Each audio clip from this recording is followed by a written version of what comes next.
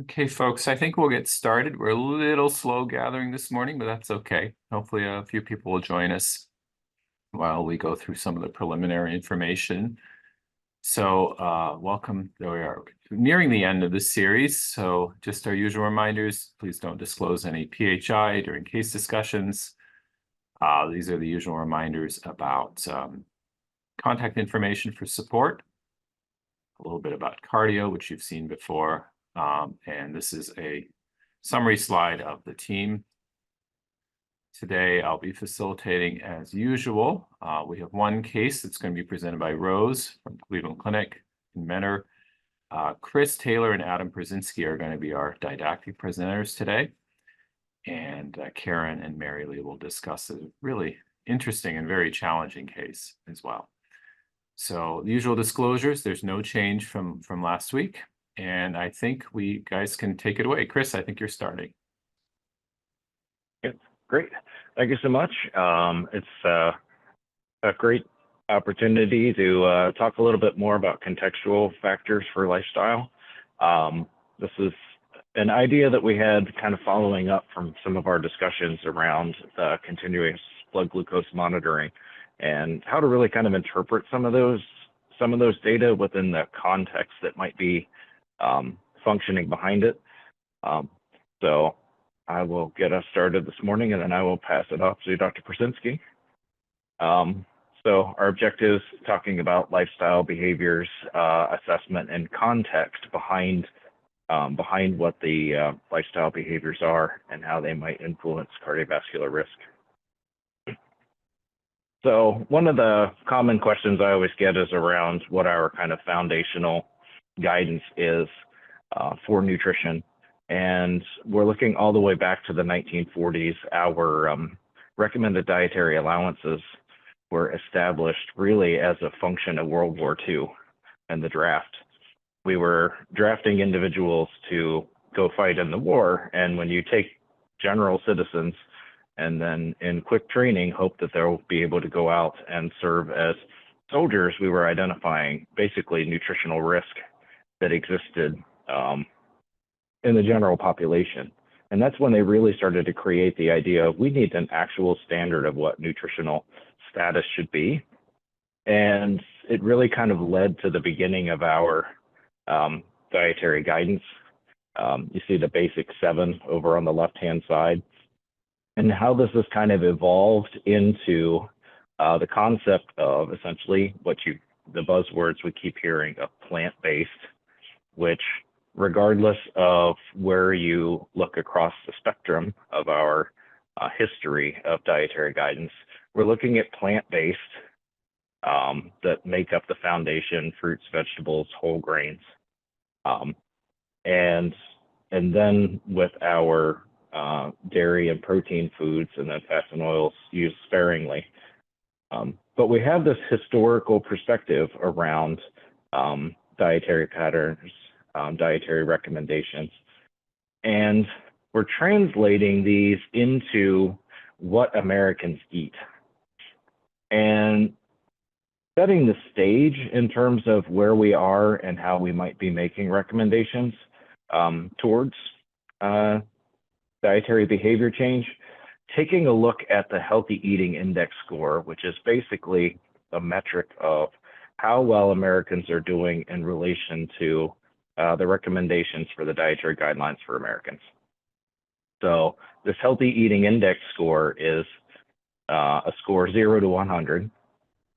But what it ultimately is telling us that Americans are overall not passing the class for diet quality. And we'll see this across the total population, but also within our different racial and ethnic groups. And to understand a little bit more, just looking at the total diet, the background lines are the maximum points that we have within each of the scales. So total fruit and whole fruits make up basically 10 points for fruit intakes. Vegetables get 10 points, and it's broken down for total vegetables, but also greens and beans to get that diversity in the diet. Whole grains, dairy, fatty acids, all around at max of 10 points. But you can see the areas where we're struggling the most. So these give us opportunities to provide more specific guidance in areas when we're trying to promote healthy eating within our patients to either prevent or treat cardiovascular disease. The fatty acid subcomponent, for a little bit easier translation, is the relation between saturated fat to unsaturated fat. So a higher proportion of saturated fat is going to then bring that score down, a lower diet quality. So for every one of these, the lower the score, the lower the diet quality. And then these would be within the components that we're trying to encourage more. So more fruits, more vegetables, more whole grains, dairy. And then under our moderation categories, these are the areas where we want to limit intakes. So we want to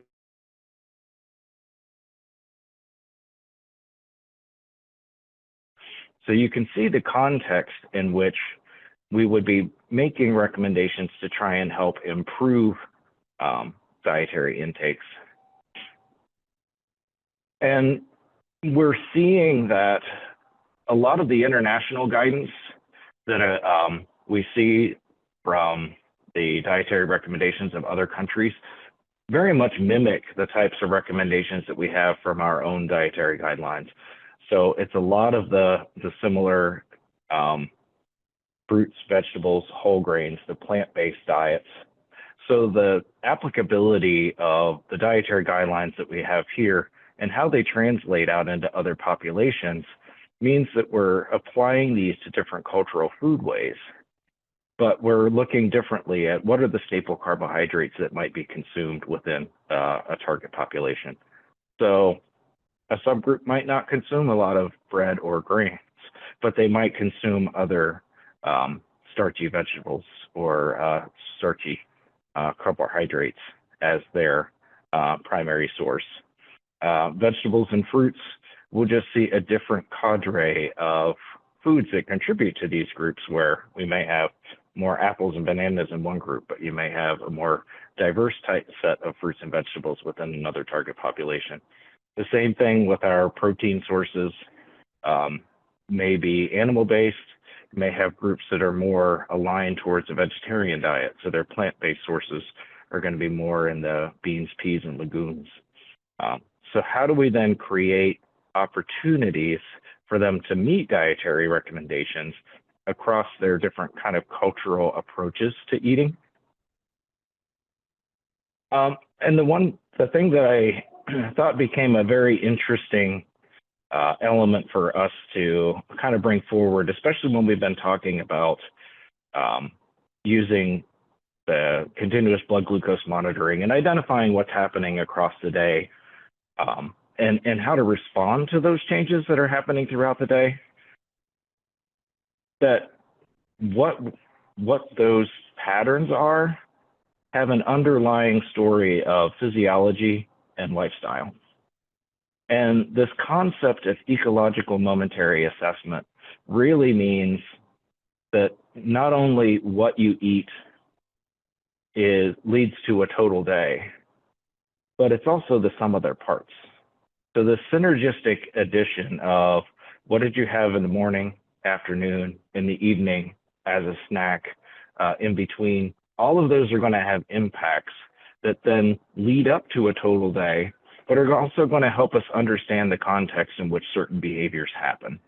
So what are those roles of snacks throughout the day, the timing of eating, the meals versus kind of snacking occasions? How does that help us better understand what individuals are doing that give us what that ultimate kind of final intake actually would be? And these are often then anchored to other related lifestyle factors. So if they're being active, what are the times of day where they're more active versus less active? So that context of their circumstance is really going to then drive what they eat, what they do, how active they are, how inactive they are. And this might be anchored to travel time. So how many times do we talk about, well, we got to run from one place to the other and we're stopping and grabbing food and we're eating in the car on the way? which then is going to impact the types of foods that someone's eating for dinner if they're going to be eating while driving and taking kids to a particular event, or having to get home working late, or that, or when they have to care for others. What kinds of time do they have for meal preparation? So understanding that context behind what behaviors are may help us better facilitate the behavior changes that we're looking for in lifestyle. So it's not only the what individuals are eating and how that influences their cardiovascular risk and their diabetes risk, but what are the factors that drive why they're eating what they're eating, so that we can understand the context in which people are making their decisions. And there are a whole bunch of different wearable devices now that really help us understand what are the times when you are inactive and active. You can track how your heart rate is throughout the day and identify those times where you are being more active versus less. Being able to track those inactive times, which may also then be related to the times you're eating and snacking. So the ability to pull this type of data together, becoming a different source of information for us as we continue to provide more personalized approaches to facilitate lifestyle behavior change. So I pulled together a handful of resources that'll be helpful, looking at ways to implement lifestyle behavior change, and also some resources for nutrition education to help with that improvement in overall diet quality. And with that, I will pass it over to Dr. Perzynski. Dr. Taylor, this is Paul, if I may. If we can do it briefly on slide number 12. I'm fascinated with the data. At first glance, you're inclined to have warm fuzzies because we're doing well when it comes to seafood and plant-sourced protein. But yeah, the next one back, slide number 12. There you go. Seafood and plant protein, that looks good, but I'm wondering, is that advertent because people are making choices, or is that inadvertent because plant protein is part of processed foods? I'm just wondering why we seem to be quote unquote doing so well in that particular category. This is the one category that it's somewhat misleading, partially because with seafood, the recommendations are 8 ounces a week, and that the way that the consumption data is captured is on a daily basis. And then they do this as a population level. So the seafood and plant proteins is the one category in here that somewhat over-represents how well we're doing, because of how little seafood we actually consume regularly. That those episodic intakes, the way that this is assessed, makes us look like we're doing a lot better than we are. And our plant proteins, our legumes, are actually relatively small as far as the proportion of people that consume them and the quantity. So this is the one category within here that's actually kind of almost an overestimation of how well we're doing, which is another indication on what our total scores actually look like. Very good, thank you.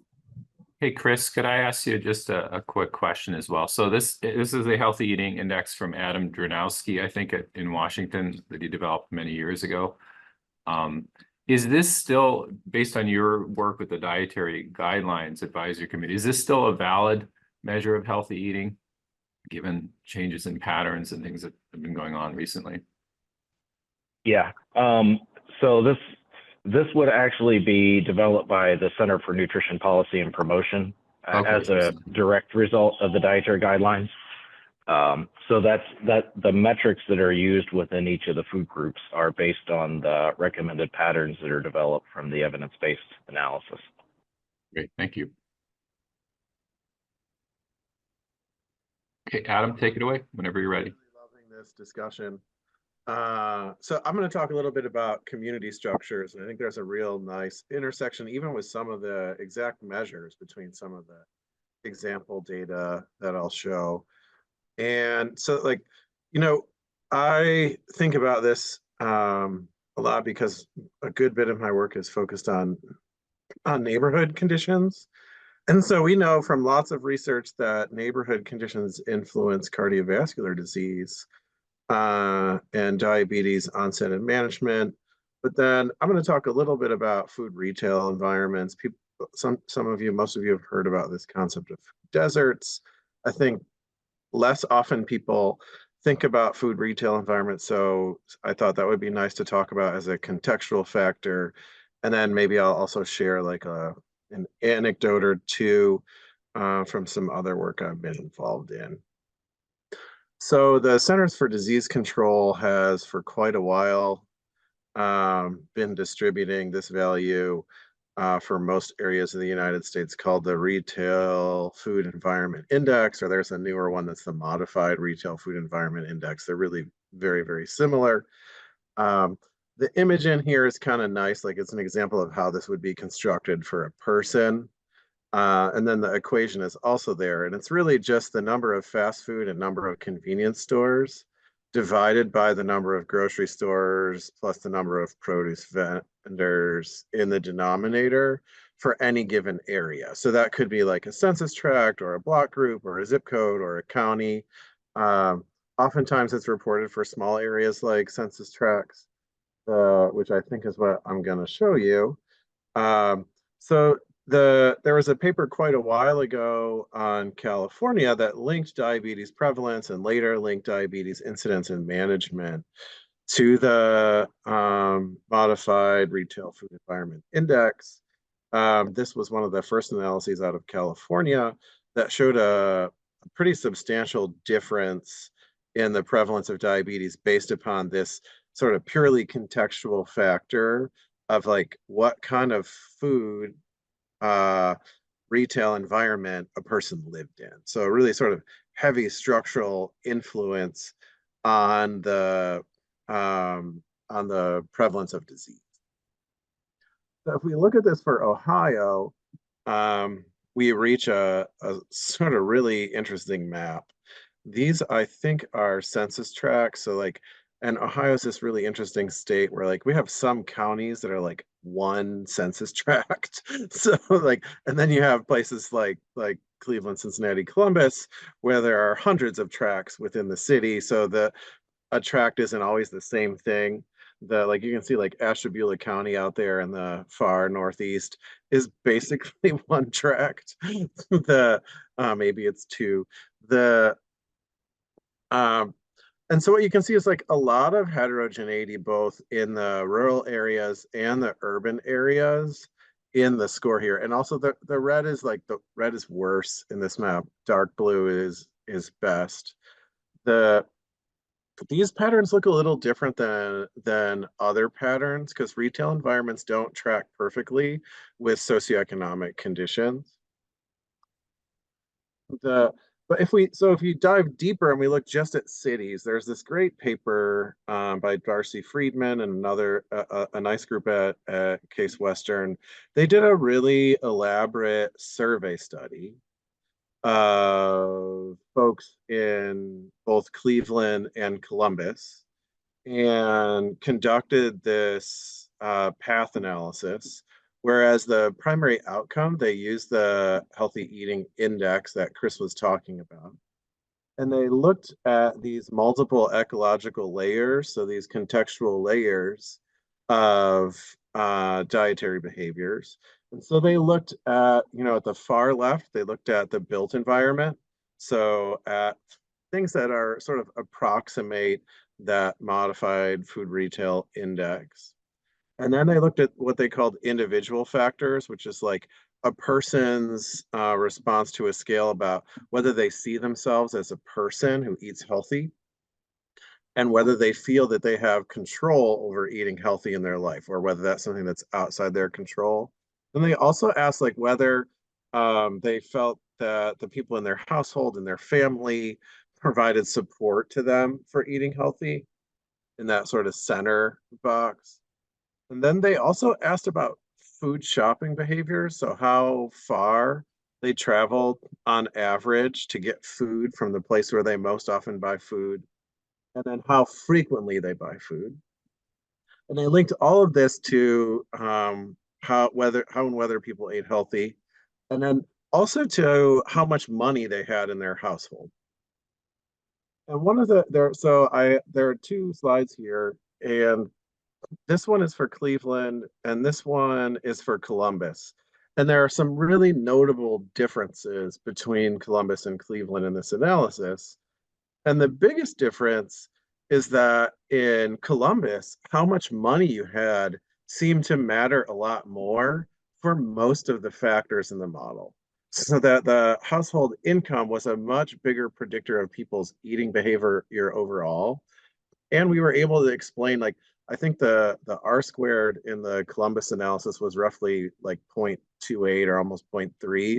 So 30% of the variation in people's healthy eating behavior was explained by these ecological factors and how much money was in their household.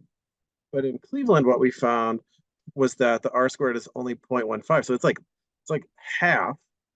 And also money seemed not to be a big part of it.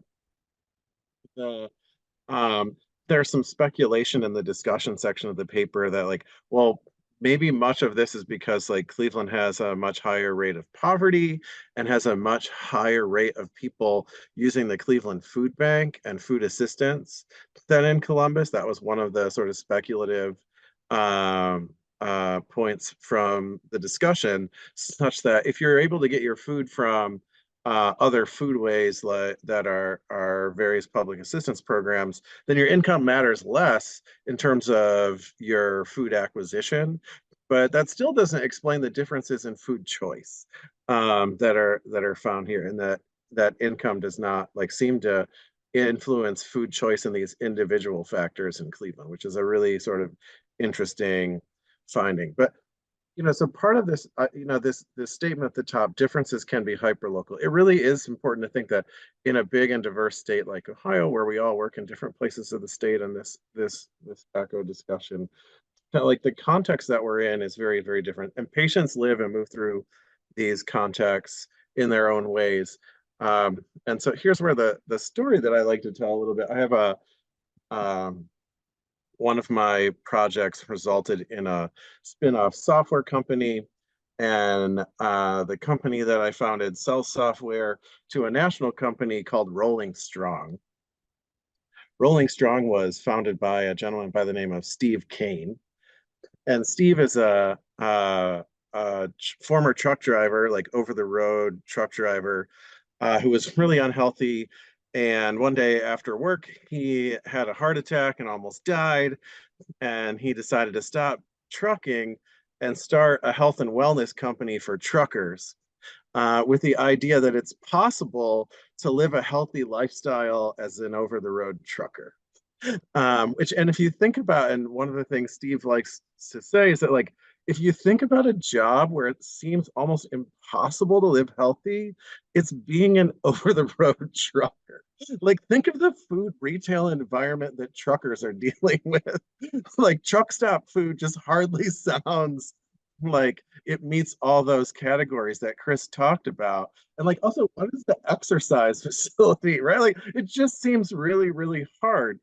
And so Steve actually drives around, like, his business is fully mobile. It's a semi truck, and he and his team like drive around the country doing demonstrations for trucking companies about how truckers can eat healthy, and live healthy. And he provides health and wellness coaching for truckers, like sometimes while they're on a break and on an over the road shift, they can call and have a health coaching session.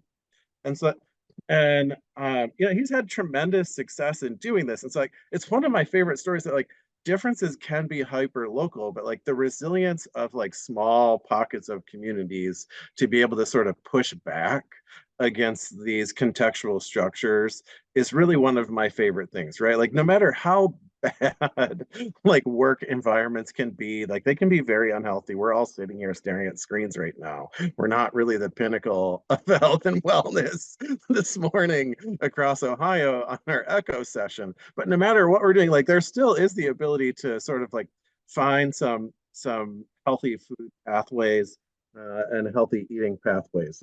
I really love that story because I think differences can be hyper local. I'm almost going to wrap it up here. I really love this. With that said, the structural elements are very, very powerful. Um, and food environments are powerful. So people who live in poor food environments are far more likely to consume more weekly servings of sweetened beverages like soda. Um, there are people who live in poor food environments, they simply consume more fast food. So high salt, high caloric density food and fewer vegetables. And if we look at like an entire state like Ohio, if we think about just those like food environment influences in Cleveland and Columbus, just that one pathway from that complex model, the neighborhood influences account for millions of additional unhealthy meals every week, right? So like we're having millions of additional unhealthy meals simply because of the structures of our communities. Um, the I this week was asked to review a paper about one particular solution to this. So improvement is possible. Um, the effort to improve availability and reduce costs of healthy food is generally associated with some small improvements. And similarly, the paper that I'm reviewing is on the California sort of unhealthy food tax and its like potential cost of effectiveness. And in general, it's sort of the same thing. Efforts to like reduce the availability of unhealthy food are a little bit helpful. Um, Partnerships between your clinics and healthy food outlets are generally like your patients would really love that if you partnered with a farmer's market or a healthy food outlet.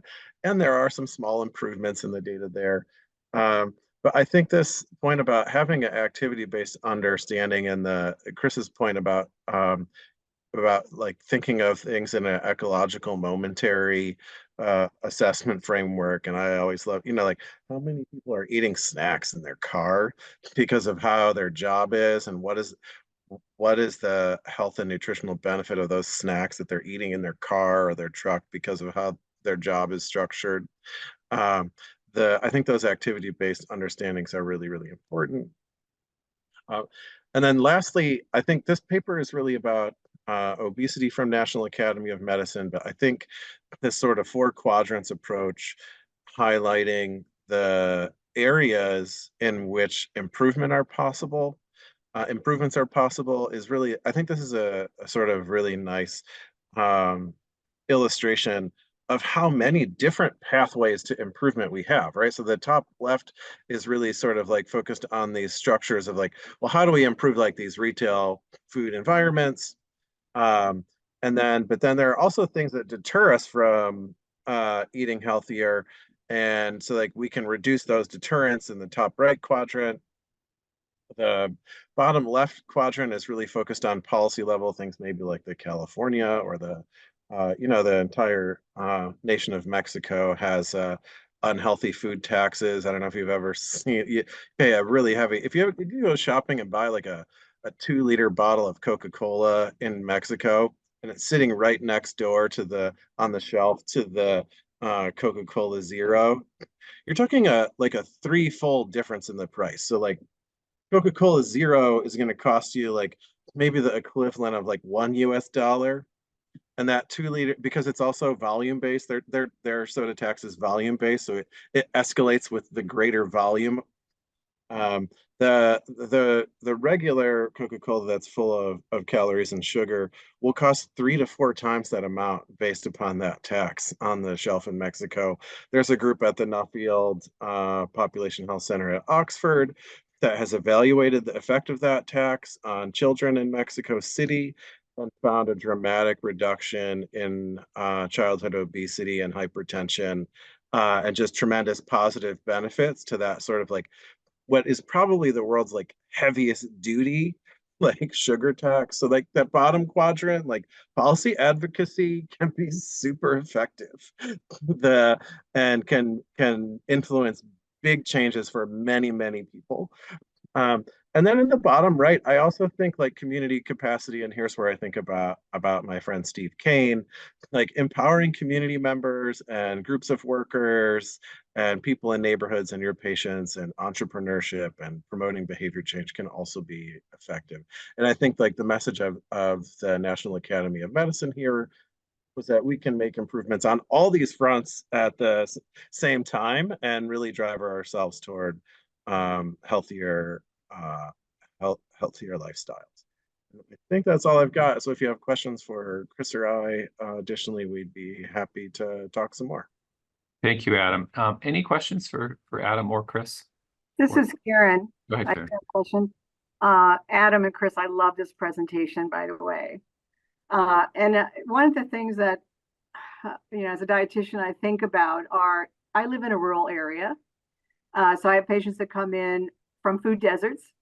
And even though they want to eat healthy, there's a problem of just the, access to a grocery store that offers a variety of healthy foods.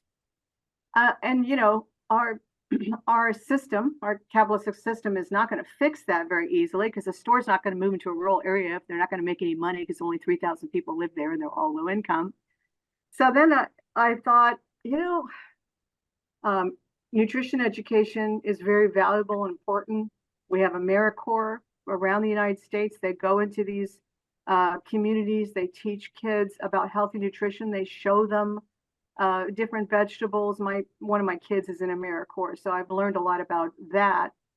But the other piece of it, besides that education, is maybe having subsidized grocery stores in rural areas, because you're not going to get our rural residents to go out and start planting gardens. Not all of them are going to do that. That's what they used to do.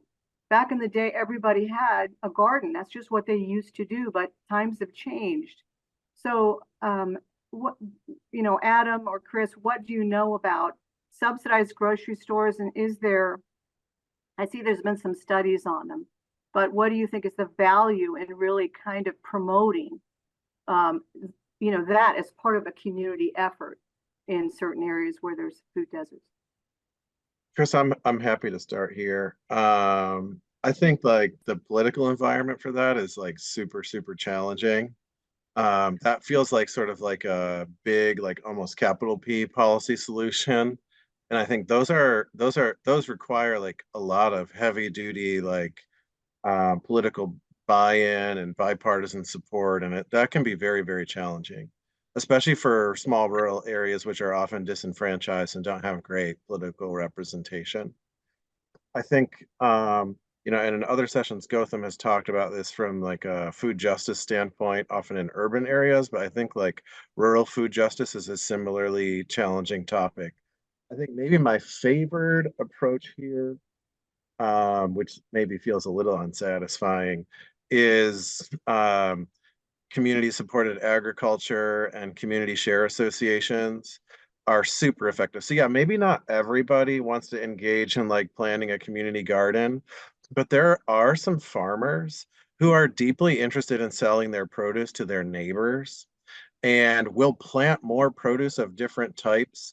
But but the economy of that is like, the folks in the community are going to have to band together to support that. And so, community share associations across the country have been very, very effective at provisioning healthy food. It's a little bit seasonal. But these like I don't know about the rest of Ohio, but like out in Geauga County, there are these that oftentimes they're sponsored by a single farmer or two. And the farmer says, like, look, you can be in my egg community share association, or you can be in my produce community share association. And you have to front the money, which is really tough. So that if you can front $500 for the season, like every week, you're going to get like 2 giant bags of produce from June through November.